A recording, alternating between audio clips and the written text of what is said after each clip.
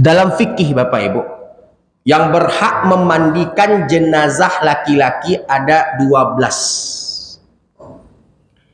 Yang berhak memandikan jenazah perempuan ada 4.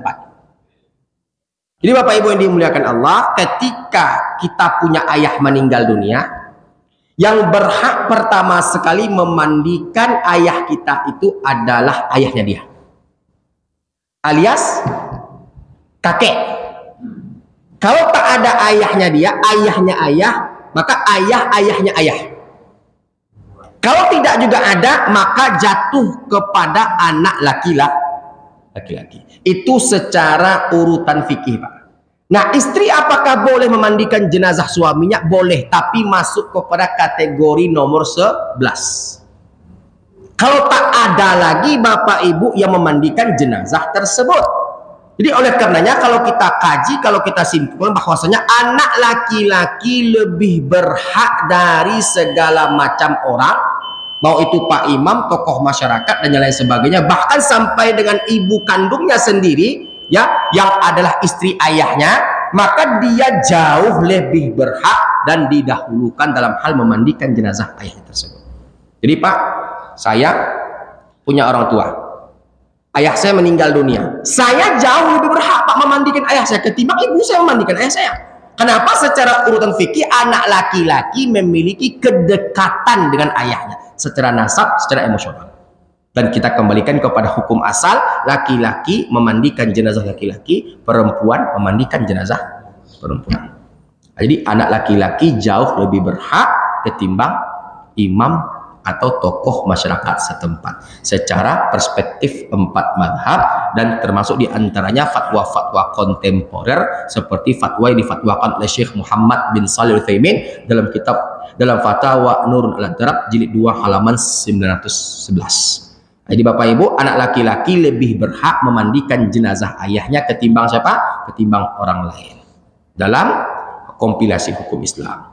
Jadi Bapak Ibu titipkan kepada anak laki-laki kita, ajarkan kepada mereka setidaknya Pak, mereka bisa memandikan, mengafankan, menyolatkan kita di saat kita meninggal dunia. Dapat dipahami Pak? Oke. Ada pertanyaan berikutnya Bapak Ibu? Silakan Bu. Assalamualaikum warahmatullahi wabarakatuh. Waalaikumsalam warahmatullahi wabarakatuh. Apa kelebihan seorang istri yang kalau katakan tadi bahwa yang satu dikatakan ganti palaku, yang satu lagi jangan diganti palaku. Iya.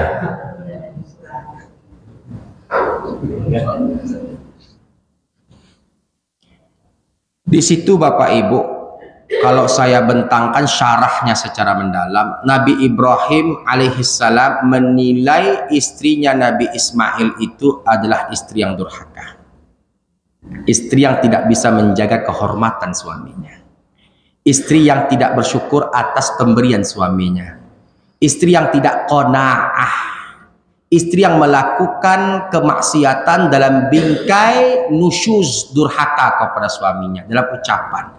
Nah, jadi oleh karena itu seorang ayah tentunya memiliki feeling yang sangat kuat. Oh, ini bisa dipakai, ini tidak.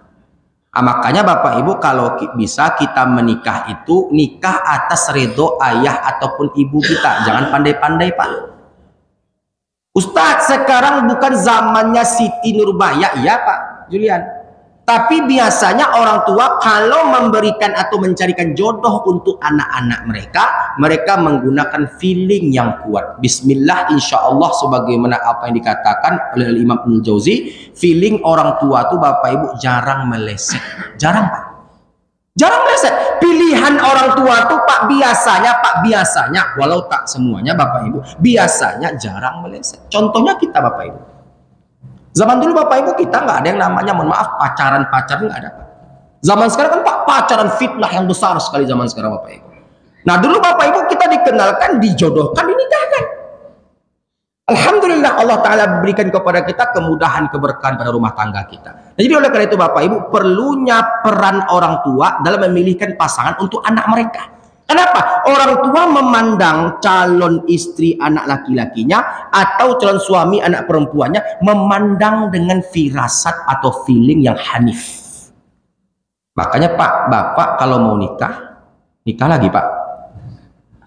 Nikah lagi Pak. Untuk anak muda Pak, bukan untuk Bapak. Ya Bapak Ibu ya. Kalau nikah bawa atau ketika ta'aruf tuh bawa ibu bapak. Ma, ini adalah calon istri anak. Calon istri saya. Bagaimana menurut Mama? Pak, ini calon suami adik Pak. Bagaimana pendapat Papa? Tanya Bapak Ibu. Kenapa orang tua memiliki kekhususan dalam firasat atau insting yang tidak dimiliki oleh anak-anak? Nah, anak-anak Bapak Ibu kadang-kadang menggunakan perasaan saja atau logika semata yang sifatnya sesaat, yang sehingganya apa? Baru ketemu sifat aslinya, perangai buruknya ketika apa? Ketika sudah berjalan atau sudah menikah 2, 3, 4, 5 tahun. Jadi Ibu, daripada hadits tadi atau cerita tadi dapat kita ambil kesimpulan, Nabi Ibrahim memerintahkan untuk mengganti palang pintu itu dikarenakan melihat ada satu hal yang tidak layak untuk dipakai atau digunakan, dan itu berhubungan kepada sebab-sebab alasan datangnya kebolehan syariat untuk menceraikan sang istri tersebut. Yang sehingganya apa? Ismail mematuhi perintah ayahnya, Nabi Ibrahim alaihissalam. Jadi oleh karena itu Bapak Ibu, ini dalil sepakat para ulama, dalil bolehnya orang tua masuk ke rumah tangga anak ketika melihat adanya hal-hal yang menghadirkan mudarat. Paham Bu? Ya. Ada pertanyaan? Ada lagi Bu? Cukup? Yang lainnya Bapak Ibu? Ada? Kalau tidak ada, saya sambung lagi Pak dari tadi yang Bapak tanyakan, karena itu belum tuntas. Jadi untuk jenazah laki-laki ada 12 yang berhak memandikannya. Pertama adalah ayahnya, yang kedua kakeknya, yang ketiga anak laki-lakinya, yang keempat cucu laki-laki, yang kelima saudara laki-laki, yang keenam anak laki-laki dari saudara laki-laki, keponakan, yang ketujuh paman, yang kedelapan anak laki-laki dari paman, sepupu, yang kesembilan laki-laki yang masih punya hubungan keluarga dekat, yang ke-10 laki-laki yang tidak punya hubungan keluarga dekat, yang ke-11 istri, yang ke-12 wanita yang masih punya hubungan mahram. Itu Pak, secara urutan. Nah, jadi oleh karenanya di sini yang Bapak katakan tadi, apakah imam lebih berhak ketimbang anak laki-lakinya atau anak laki-laki lebih berhak daripada imam tersebut? Imam itu Pak berada pada poin ke-10 sebelum istri. Jadi intinya laki-laki, anak laki-laki lebih berhak memandikan jenazah ayah mereka ketimbang siapa? Ketimbang orang lain. Dapat dipahami Pak? Oke. Baik Bapak Ibu yang dimuliakan Allah Subhanahu wa taala, di sini Bapak Ibu saya ingin menyampaikan kisah sebelum kita akhiri kajian kita dan kita pindah kepada pembahasan berikutnya pada pertemuan berikutnya, adalah tentang bagaimana kami mendapatkan 2 buah kasus tentang mertua dan menantunya serta anak-anak yang tak dipelihara atau anak-anak yang dipilah-pilih kasih ketika mereka kecil oleh orang tua mereka. Satu Bapak Ibu, saya sekitar 3 atau 4 hari yang lalu itu dipanggil ke sebuah perumahan yang cukup elit Bapak Ibu, namanya perumahan Royal Platinum. Tahu Pak? Di dekat SM Amin. Ya, itu perumahan yang tinggal di sana itu kebanyakan orang-orang Cina. Waktu itu Bapak Ibu saya dipanggil untuk memediasi pertarungan antara menantu versus mertua. Saya datang, nggak banyak-banyak Pak, yang saya panggil hanya menantu, yang saya panggil hanya mertua, yang saya panggil hanya anak laki-laki. Nah itu aja Pak, 3 saja, nggak perlu banyak-banyak. Nah ketika mediasi dimulai, si menantu Pak, menantu Bu, ketika itu mencerepet, tahu mencerepet Bu? Panjang Pak, seperti knalpot bajai Bu, panjangnya Bu. Memaki, menghina, mencela, memburukkan mertuanya di depan saya Pak, di depan saya secara langsung, secara live. Panjang ucapannya, panjang bicaranya, panjang kalamnya Bapak Ibu. Dia mengeluarkan unek-uneknya terhadap mertuanya, dia mengeluarkan unek-unek terhadap mertuanya. Apa yang dia rasakan selama ini dia keluarkan dan segala macamnya. Saya hanya mendengar, bahkan sampai terakhir Bapak Ibu dia tunjuk kiri mertuanya Pak. Dia tunjuk kiri mertuanya. Nah Bapak Ibu yang dimuliakan Allah, setelah dia selesai dengan unek-unek dia sekitar hampir 1 jam, giliran sang mertua yang saya tanya, Bu, apa ya, ada yang ingin disampaikan? Apa kata sang mertua? Ustadz, saya hanya ingin menyampaikan 2 saja. tolong hargai dan hormati saya sebagai orang tua. Hanya itu Ustaz. Tadi menantunya Pak panjang lebar, mertuanya hanya tolong hargai dan hormati saya sebagai orang tua. Nah, singkat cerita Bapak Ibu dimuliakan Allah, setelah selesai maka saya sampaikan kepada anak laki-laki alias suami daripada si menantu, anak daripada si mertua. Saya katakan kepada dia, kau orang yang paling aku salahkan dalam kejadian ini. Kau orang yang paling aku salahkan dalam kejadian ini. Kenapa saya Ustaz? Iya, kau gagal mengakrabkan ibumu dengan istrimu. Kau gagal bersikap tegas terhadap istrimu. Kau gagal memberikan contoh dan teladan kepada istrimu. Kau gagal segala-galanya. Bahkan kau tadi kuperhatikan tidak tumbuh dan tidak timbul kecemburuanmu ketika istrimu yang baru kau kenal itu menunjuk-nunjuk ciri ibumu di depan mata kepalamu. Kau gagal menjadi seorang anak laki-laki. Kau gagal. Kalau kau tak bisa membina istrimu, kalau kau tak bisa mengajari dia, kalau kau tak bisa mengajak dia, kau tinggalkan dia. Saya katakan seperti itu. Ustadz, masa Ustadz di sini yang kami minta untuk memberikan pencerahan, kok saya disuruh untuk menceraikan istri saya Ustadz? Ustadz berarti tidak sesuai harapan kami. Betul, aku tak sesuai harapanmu karena aku tidak bisa tahan melihat ada orang menghina orang tua. Satu. Yang kedua, tidak pantas seorang menantu berbicara kasar kepada mertuanya. Yang ketiga, perlu kau ketahui adalah bagian tersampah dari seorang anak laki-laki. Tersampah Bapak Ibu, ini untuk anak laki-laki. Untuk anak laki-laki, engkau tak lebih mulia daripada sampah. Sampah lebih mulia daripada diri. Engkau tak lebih mulia daripada sampah. Bahkan bagian tersampah dari seorang anak laki-laki, dia lebih memilih membahagiakan perempuan yang baru ia kenal ketimbang membahagiakan perempuan yang telah berjuang melahirkannya, membesarkannya, menafkahinya, mencintainya sepanjang masa. Coba kau pikirkan, di depan aku saja sebagai pihak mediator, istrimu berani menunjuk-nunjuk ibu kandungmu, apalagi di belakangku. Maka sungguhnya engkau wahai anak laki-laki telah gagal segagal-gagalnya kalau kau tak mengajak istrimu bertaubat kepada Allah dan meminta maaf kepada ibumu. Sungguhnya engkau termasuk anak laki-laki yang celaka dunia dan akhirat. Saya tinggalkan Pak setelah itu Pak. Nah, ini kejadian pertama Pak. Yang kedua Bapak Ibu, masih ada waktu itu Pak. Yang kedua Bapak Ibu, waktu itu saya Bapak Ibu sebelumnya seperti yang kami sampaikan pada pertemuan-pertemuan sebelumnya, saya konsultan syariah dalam problematika rumah tangga. Jadi Bapak Ibu yang punya masalah dalam bab-bab tertentu seperti rujuk, seperti talak, seperti ilak, seperti li'an, seperti zihar, seperti iddah, seperti hadanah, seperti warisan, seperti hibah dan segala macamnya, tidak ada masalah apabila Bapak Ibu berkonsultasi kepada saya sediakan waktu insya Allah secukupnya untuk memberikan pencerahan atau penjelasan. Jadi Bapak Ibu, kalau saya hilir mudik atau mondar-mandir di pengadilan agama, itu pastikan Bapak Ibu bukan saya yang bercerai. Ya Pak ya. Jadi kalau Bapak Ibu nanti nampak saya mondar-mandir bolak-balik di pengadilan agama, Pak, bukan saya yang bercerai. Saya menangani kasus perceraian. Di Bapak Ibu pernah kejadian Pak, waktu itu ada jemaah kami, jemaah Masjid Al-Mubasyirin, qadarullah beliau berkebetulan jualan di depan kantor PA Pak. Beliau jualan buah-buahan. Lalu dia perhatikan saya seminggu itu Bapak Ibu saya hilir mudik di bulan September kemarin. Saya hilir mudik bolak-balik saya antara rumah dan pengadilan agama hampir tiap hari Pak. Lalu tiba-tiba Bapak Ibu ditepuknya pundak saya Pak. Ditepuknya pundak saya Bu. Apa kata dia kepada saya Bapak Ibu? Ustadz yang sabar Ustadz. Masih banyak pengganti yang lain Ustadz. Insya Allah mudah-mudahan Allah Ta'ala memberikan kesabaran dari cobaan dan ujian antum Ustadz. Ketawa saya Pak.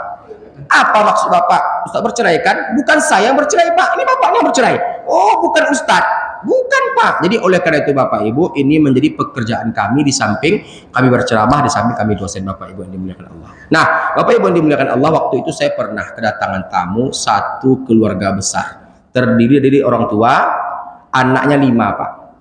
Ya, orang tua anaknya 5. Datang dari sebuah daerah. Jadi Bapak Ibu, waktu itu malam, kedatangan mereka malam, saya persilahkan masuk, saya persilahkan duduk, saya persilahkan untuk makan minum sewajar dan secukupnya, ya makanan ringan. Nah, Bapak Ibu yang dimuliakan Allah, ketika itu orang tua membuka cerita, membuka mukaddimah. Apa ceritanya ketika itu? Ustadz, anak kedua saya ini Ustadz, berubah dia Ustadz kepada kami orang tua, kepada saudara-saudari. Berubah seperti apa Pak? Sepertinya dia ini tidak memiliki ikatan batin kepada kami semua Ustaz. Pokoknya dia ini lain sendiri Ustaz. Jadi saya minta Ustaz tolong nasihati anak kedua saya. Anaknya Bapak Ibu sudah besar-besar Pak. Bukan kecil lagi Pak. Udah berkeluarga semua Bapak Ibu. Nah jadi oleh karena itu cerita panjang si ayah, cerita panjang si ibu tentang anak-anak mereka. Nah sampai Bapak Ibu itulah kenapa kita sebagai pihak mediator perlunya mendengar cerita dari kedua belah pihak. Nah setelah orang tua bercerita, giliran anak-anak saya persilahkan untuk bercerita. Nah sampai kepada anak kedua yang dituju, saya tanya kepada anak kedua, Pak, betul apa yang dikatakan oleh orang tua Bapak kepada Bapak? Apa kata anak kedua? Betul Ustaz. Kenapa Bapak seperti itu? Dia tertegun sejenak, beberapa saat setelah itu dia berbicara sambil menghela nafas. Ustadz akan berperilaku sama kalau Ustadz berada di posisi saya. Apa Pak yang terjadi? Begini Ustadz, kami berlima bersaudara. Saya sedari kecil merasai Ustadz. Tahu merasai Bu? Merasai Ustadz. Di saat anak pertama, anak ketiga, anak keempat, anak kelima itu dibelikan baju sekolah, baju baru, sepatu baru, dibawa makan, dimasakkan masakan enak. Saya tak mendapatkan itu Ustadz. Saya bahkan Ustadz kecil ketika SD saya sudah bekerja mencari uang sendiri Ustadz. Si bapak berbicara, si anak kedua itu berbicara Bapak Ibu sambil meneteskan air mata. Dia katakan kepada saya Bapak Ibu sampai nyemir sepatu Pak di depan Ramayana. Dulu Pak, waktu dia kecil. Nyemir sepatu, loper koran, bahkan dia itu termasuk orang yang suka makan di bopet radar Pak. Tahu radar Pak? Tahu? Setelah nyemir sepatu Pak dikasih makan oleh Pak Haji itu Pak. Pak Haji yang punya bopet radar itu Pak. Karena kasihan Pak nengok dia nggak makan, dikasih makan oleh orang. Entah itu bubur kampiun, entah itu bubur kacang hijau. Intinya dikasih makan. Karena apa? Sepertinya terlantar atau terbengkalai. Jadi pakainya robek-robek, compang-camping. Tapi orang tuanya tak peduli Bapak Ibu. Nah ketika si anak bercerita penderitaan dia ketika kecil, saya tanyakan kepada orang tuanya. Betul Pak, Bapak perlakukan anak Bapak seperti itu. Orang tua terdiam Pak. Orang tua terdiam. Betul Ustaz. Kenapa Bapak buat seperti itu? Kenapa Ibu buat seperti itu? Entah kenapa hati kami benci saja sama dia Ustaz. Benci saja sama dia Ustaz. Entah kenapa Ustaz benci saja kami melihat dia sedari dia kecil. Saya nggak tahu Pak, entah apa yang difikirkan oleh orang tuanya ketika itu. Nah, Bapak Ibu yang dimuliakan Allah, sekolah tuh Ustaz katanya, sekolah. Pakaian sekolah dulu kan Bapak Ibu kan celana panjang, celana pendek, merah putih kan Pak. Nah, itu sampai bas same Sarawambo Ustaz. Tahu same Bu? Sepatulah Bapak kali tombok Pak, ditombok, ditempel, ditombok, ditempel, dipakai. Pakai sampai habis. Kalau ndak habis, ndak ayah balian. Nah, ketika sama anak-anak yang lain, si ayah royal. Terlebih lagi anak perempuannya Bapak Ibu yang dimuliakan Allah Subhanahu wa taala. Betul, anak perempuan itu cinta pertama ayahnya, betul. Tapi Bapak Ibu jangan sampai menimbulkan kesenjangan di tengah-tengah anak-anak tersebut. Nah, sampai Bapak Ibu yang dimuliakan Allah Subhanahu wa taala, sampai dia dipukul, ditendang, dihantam, dianiaya, ditelantarkan, di segala macam kan Bapak Ibu. Sampai saya pernah hampir mati dimasukkan ayah ke karung. Hampir mati Pak. Ini kisah nyata Pak. Orangnya masih hidup Bapak Ibu. Nah, setelah itu di saat yang lainnya berkuliah, saya paling ingat ucapan kedua orang tua saya, waang kok ado pitih kuliah, kok ndak ado pitih rancaang diam. Nampak Bu? Nampak Pak? Yang lain dikuliahkan Pak, yang lain disekolahkan Bu. Nah ketika yang anak ini disuruh bekerja, kok ada pitiha kuliah lah, kok ndak ada pitiha rancang diam. Kira-kira Bapak Ibu, kalau Ibu mendapatkan perkataan seperti ini, Bapak senang atau sedih? Nah, dia tunjukkan siapa dirinya Bapak Ibu. Dia tunjukkan siapa dirinya, siapa dia di antara 5 bersaudara. Di antara 5 bersaudara, dia yang paling Allah angkat derajatnya dalam segala hal. Di antara dia bersaudara berlima Bapak Ibu, dia anak yang menyelesaikan pendidikan S3-nya di luar negeri, S1, S2, S3 di luar negeri. Yang lainnya hanya S1. Ini kita berbicara kesuksesan Bapak Ibu. Nah, yang kedua, di antara 5 bersaudara, Allah angkat derajatnya dengan Allah kayakan ya Bapak Ibu. Punya sawit, menurut cerita Pak ketika itu sekitar 100 hektar lebih. Si anak kedua. Kekayaannya bukan hanya di sawit, juga dia berbisnis tambang batu bara. Istrinya punya butik, beberapa butik di berbagai macam daerah di Provinsi Riau, dan Bapak Ibu bisa dikatakan dia cukup kaya. Saya katakan dia kaya karena memang ceritanya dia ceritakan seperti itu. Nah Bapak Ibu yang dimuliakan Allah, nah setelah saya berada Ustadz, semua saudara-saudari merapat ke saya. Kalau untuk orang tua, kalau tidak ada perintah agama berbakti ke orang tua, mungkin sudah saya hapus dalam memori kehidupan saya. Itu jawabnya Pak. Kalau bukan perintah Allah, kalau bukan perintah Nabi alaihi salatu wassalam untuk berbakti kepada orang tua Ustaz, kalau bukan karena takut kepada Allah Ustaz, sudah saya hapus mereka semua dalam memori kehidupan saya Ustaz. Itu jawabnya Pak. Berapa terlukanya hati seorang anak Pak? Coba yang nanti Pak. Coba Ibu ukur dalamnya trauma kesedihan seorang anak. Hancurnya hati seorang anak. Sampai dia katakan Bapak Ibu, kalau bukan perintah Allah dan takut kena murka Allah, sudah saya hapus mereka dalam kamus kehidupan saya. Dia tetap bertanggung jawab Bapak Ibu kepada orang tuanya, tapi secara batin dia tertutup. Menjadi orang yang tertutup, tidak terbuka kepada keluarga. Jadi saudara-saudarinya Bapak Ibu, di saat merapat itu dia tak begitu welcome kepada saudara-saudarinya, dikarenakan sedari kecil Bapak Ibu saudara-saudarinya suka menuduhnya, memfitnahnya, sampai ayahnya main tangan ke dia gara-gara tuduhan saudara-saudarinya. Contoh, lauk ada di meja, habis, padahal yang menghabiskan anak pertama, anak ketiga, anak keempat, anak kelima, yang dituduh anak kan ini lampang Pak, badapi-dapi Pak, kan ini lampang Pak, ketek tuh Pak. Nah itu dia dapatkan sedari kecil. Di saat anak-anak yang lain berbaju baru di saat lebaran, hanya dia Bapak Ibu yang berjualan kacang, berjualan koran ketika habis Eid di halaman kantor Gubernur Riau Pak. Ya, dulu kan Bapak Ibu sampai sekarang kan Pak masih ada Pak, dan masih berlangsung tuh Pak. Kalau Idul Fitri itu orang sholat Idul Fitri di halaman kantor Gubernur Riau. Nah Bapak Ibu yang dimuliakan Allah, dia Bu habis Eid itu Bapak Ibu adalah jual koran Pak. Jual koran Bu ya, untuk alas ataupun sebelum Eid maksudnya, untuk sholat ataupun untuk alas sujud atau jual-jual yang lainnya. Anak-anak yang lain Bapak Ibu diperhatikan, mereka senang, mereka euforia, mereka gembira terhadap hari Eid yang mereka dapatkan, dapat THR dan segala macamnya. Itu tak pernah saya dapatkan Ustadz, dan itu dibenarkan oleh kedua orang tuanya Pak. Benar Pak, semua cerita anak Bapak ini benar Ustadz. Kami sebagai orang tua menyesal Ustadz. Disitulah saya sampaikan kepada orang tua tentang hadits haramnya membeda-bedakan anak. Karena dampaknya sekarang dapat Bapak lihat antara anak-anak Bapak tidak akur, tidak kompak, tidak akrab dikarenakan kesenjangan yang telah Bapak lahirkan sedari mereka kecil. Yang berikutnya adalah, wahai anak, engkau telah tepat sikapmu telah benar. Ya, perintah Allah berbakti kepada kedua orang tua, perintah Nabi berbakti kepada kedua orang tua adalah perintah yang wajib.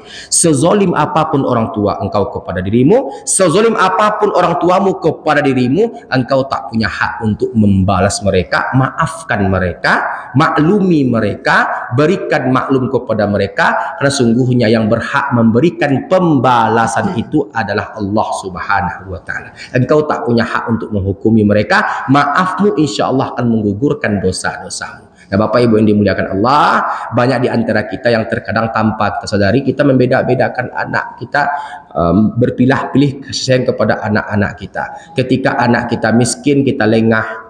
Ketika anak kita kaya, kita senang. Ketika yang datang itu anak yang miskin ke rumah kita, kita cemas Bapak Ibu. Ketika yang kaya, kita nanti-nantikan. Yang datang minantu yang miskin, cemas kita Pak. Sampai bakarui kan yang kita Pak. 8 lapih Bapak Ibu. Takui dan cameh pitih kita kadisalang jo minantu atau jo anak kita. Katiko minantu kayo, katiko anak yang kayo, kita telpon, kita tanya, bila kau pulang nak? Yang kadi masak nak? Bila perlu Bapak Ibu digelar karpet merah parade penyambutan Pak Julian.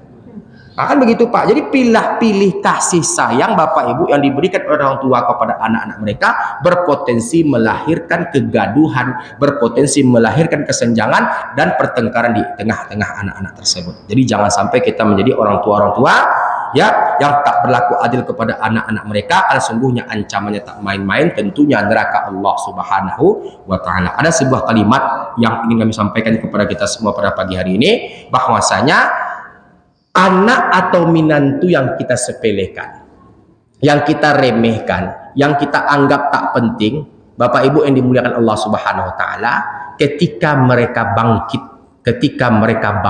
itu biasanya akan sulit untuk ditumbangkan. Anak minantu yang kita remehkan, yang kita kucilkan, yang kita asingkan, yang kita sepelekan, itu Bapak Ibu ketika bangkit biasanya akan sulit untuk ditumbangkan. Jadi oleh karenanya berlaku adillah kita sampai kita bertemu dengan Allah Subhanahu wa Ta'ala. Fa'tabiru ya ulil absar la'allakum turhamun. Hadza wa sallallahu ala nabiyyina Muhammad wa ala alihi wa sahbihi ajma'in. Subhanakallahumma bihamdihi, subhanakallahumma bihamdika, asyhadu an la ilaha illa anta, astaghfiruka wa atubu ilaih. Telah selesai pembahasan kita tentang poin ketiga. InsyaAllah besok kita akan masuk kepada poin keempat dengan pembahasan berikutnya. Assalamualaikum warahmatullahi ta'ala wabarakatuh. Waalaikumsalam.